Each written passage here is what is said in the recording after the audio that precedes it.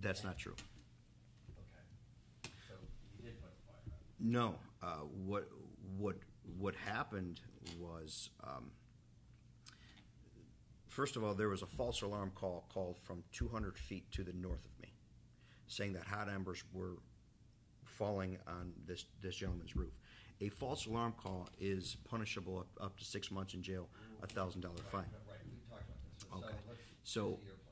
yeah, so they show up. Hey, we got a call. Yeah, we're just about to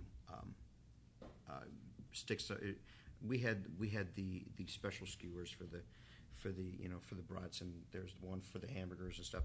So we were going to use it for cooking purposes, and according to this ordinance, just as long as you are going to use it to cook, they can't say anything.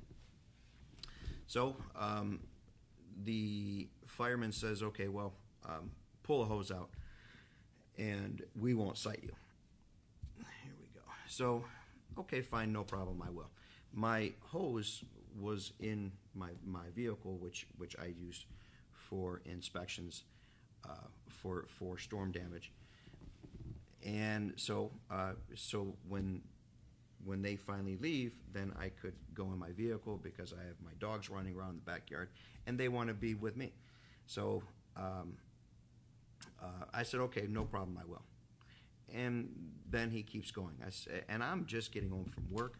My mother is in stage 6E of Alzheimer's. When I'm done with work, I'm still not done with work.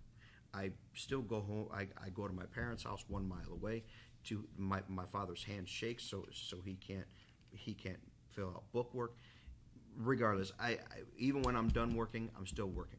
So I finally get home. Yeah, you're stressed out. Absolutely. And the firefighter is saying, "Get the hose out."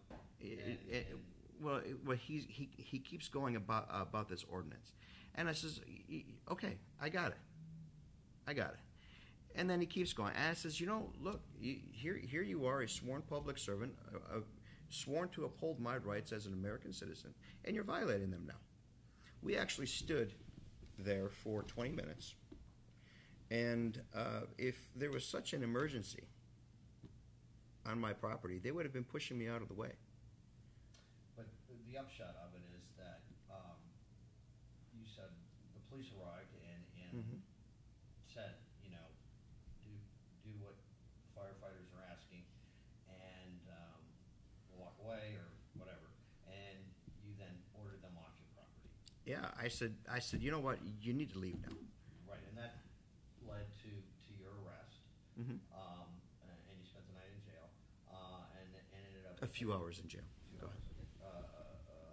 Pleading no contest to a misdemeanor. Mm-hmm.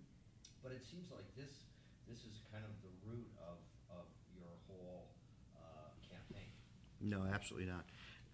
It is. Would you have run for mayor if this had not happened? People have been telling me that I should run for some office for a number of years now. I was actually looking into Congress. I have a gentleman who is also run for Congress as well. We have a former senator in the family. I had given it consideration already, and then finally, as I hear from neighbors of mine, friends of mine, that have had other issues, for instance, like these other ordinances in violation of the Fourth Amendment, I said, I live in Highland Heights. I'm staying in Highland Heights, and it's time that there is actually a servant of the people in Highland. I hate to interrupt, but could I just have a brief response to some of the things you said, and I'll make it brief. Okay. I think Mr. Calabrese actually demonstrated how our safety forces work and actually how I'd like them to work. A complaint was made to his house about a fire. The fire department responded. To me, it sounded like they tried to address the situation and be reasonable with him and allowing him to bring a hose and continue to keep his fire going. That situation escalated. They called for backup from our police, and the police felt that it was necessary to arrest Mr. Calabrese. I think that shows a really good progression of how I'd like our safety forces to address the situation.